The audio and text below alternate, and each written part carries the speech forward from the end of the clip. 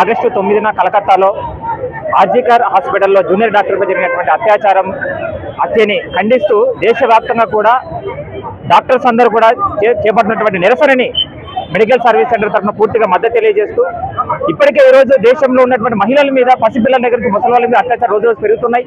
కానీ ఈరోజు ప్రభుత్వాలు వాటి రక్షణ కల్పించాల్సిన ప్రభుత్వాలు పూర్తిగా ఈరోజు ఫెయిల్యూర్ అయిపోతున్నాయి. మన కర్నూలు జిల్లాలో ఇటీవల చూసాము, నంద్యాల దగ్గర ముచ్చుమరి పసిబాబు మీద కూడా అత్యాచారం జరిగిన సంఘటనలు మనం చూసాము. అంటే వీటన్నిటికీ కారణమైనటువంటి ఫోన్ వెబ్సైట్స్ కానీ మద్యం కానీ వీటికి నిషేధించాల్సిన ప్రభుత్వాలు పూర్తిగా ఈరోజు విచ్చలవిడిగా అలౌ చేస్తూ ముఖ్యంగా ఇట్లాంటి అత్యాచారం జరిగినప్పుడు ఈరోజు ప్రభుత్వాలు కానీ పోలీస్ యంత్రం కానీ వీటి పట్ల ఎలాంటి పర్యవేక్షణ లేకుండా వారి వెంటనే చర్యలు తీసుకోవడం లేకుండా పూర్తిగా విఫలమవుతున్నాయి.